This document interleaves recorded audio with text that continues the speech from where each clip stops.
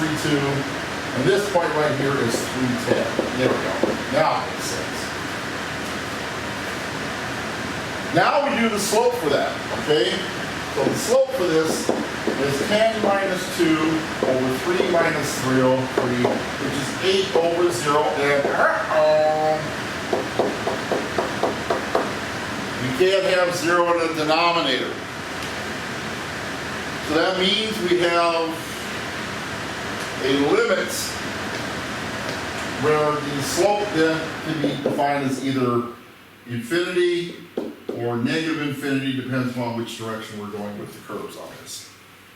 So,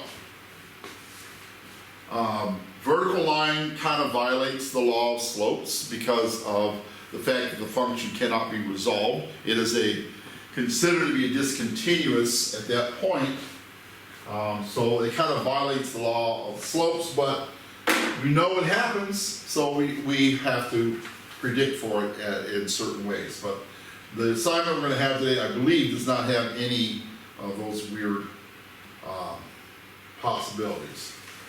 So let's take a look at page 103 in your book and take a look at problem number 1. And we're just going to do part A for number 1. And they've asked us to find the slope of the line at 0, negative 4 rather. So this is problem number 1A. Now you notice on the line there that there are certain points that you can probably pinpoint as going through exactly. One is, that is one of the points on the line that's perfect. It's not at that point, but when you go down, it hits the y-axis at 0, negative 4. And as you go up, you can find a little corner that it just kind of nips at 2, 3. So the slope can be determined by taking 2 points on a drawn line and doing the delta y over delta x thing. So this can be 3 minus negative 4 over 2 minus 0, which is 7/2, which is fine. I don't mind improper fractions for slopes. 3.5 kind of bothers me. This is pretty representative. As you go over to the right 2, it's going to jump up 7. 3.5 isn't quite as clear. It's the same answer. I understand that, but I like the verbal description of what's going on with rise and run in a fraction like that. You lose that in decimal. Number 3. This is an interesting one because it really represents the value of plugging in for f of x and f of c and all that. Remember, don't get hung up on these variables c. C is just a point picked in an interval from a to b. It has to exist in what they call an open interval in order for these things to occur. And so in this particular case, the point 1, 2 is going to be, well, this is your x value here, and this is your y value, but instead of using y, we're going to use f of x. Okay? So that means then, for that point, x is 1, and f of x is 2. So the y value, this is the x value, this is the y value. The y value is the functional value of x. And then there, equals 2, sorry. And then they have another point on there that is 4, 5. So for the second point, it's x equals 4. And the function of x then, which is your y, is 5. So that's the first part of that. That's part A. For part B, well, they use f of 4, which is what this actually is going to be. F of x is 5. So f of 4 is going to be 5 because x is 4, and f of 1. So x is 1, it's going to be 2, and they ask you to subtract that, so the answer for that is 3. Pretty tricky. Then the next ones get kind of goofy. But, you know, it's just emphasizing the fact that these are interchangeable when you talk in terms of x instead of in terms of y. So we have f of 4 minus f of 1 over 4 minus 1 times x minus 1 plus f of 1. You know, all kinds of garbage going on here. So, 4 minus 1, okay. So, we know that f of 4 is 5, f of 1 is 2. So this is going to be 5 minus 2 over 4 minus 1, which becomes 3 over 3, times x minus 1 plus f of 1, which we said is 2. Well, 3 over 3 is 1, so that drops out. And so that gives us x minus 1 plus 2, which is x plus 1. And there's our answer for that problem. Okay?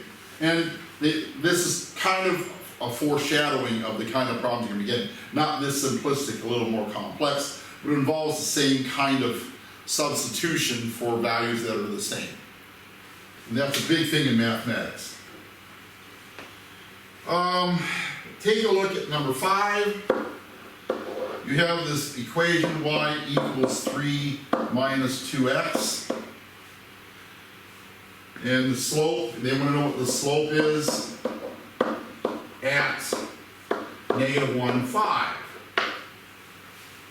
Okay, so we can go through that long, definition as to what slope is in terms of f sub x plus, or delta c to plus delta x minus f sub c over delta x as x approaches 0, or you can recognize that this is a straight line.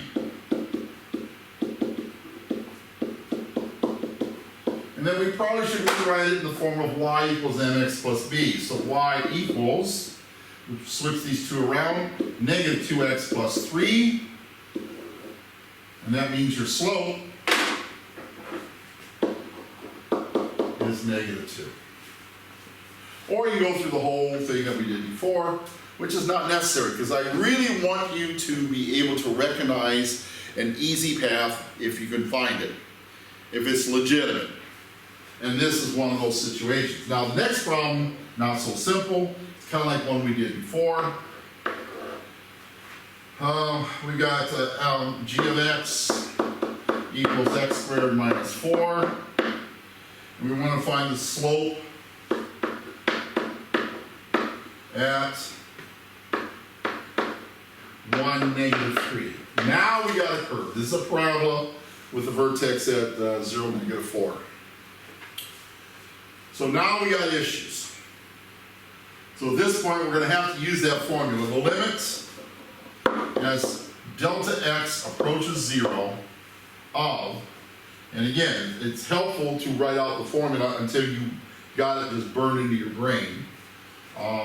F of c plus delta x minus f of c over delta x.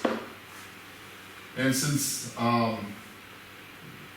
the function of x is in this equation right here, so that means then that this c plus delta x is going to go right there for x squared, and over here the c is going to go in for that x squared for that thing. Like I did wrongly before, don't forget the negative 4 when you put this in there. So this is going to be c plus delta x squared minus 4 minus f of c, which would just be c squared minus 4 in parentheses, all over delta x. So now we do the whole Pascal triangle thing, 1, 2, 1. So this is going to be c squared plus 2c delta x plus delta x quantity squared minus 4 minus, and then this becomes sign changing over here, negative c squared plus positive 4, all over delta x. And so what we have to do now is just start canceling out stuff that add up to 0. So c squared, negative c squared add up to 0. Negative 4 and positive 4 add up to 0. So that leaves us this mini complex here that we need to resolve. And we see that we have a delta x in common for both. So we have delta x times 2c plus delta x all over delta x. And the whole point of this is to get rid of that delta x in the denominator. And we know that this is all limit as delta x approaches 0. So that means that this is going to be equal to 0 and drop out. So our answer for the slope is 2c.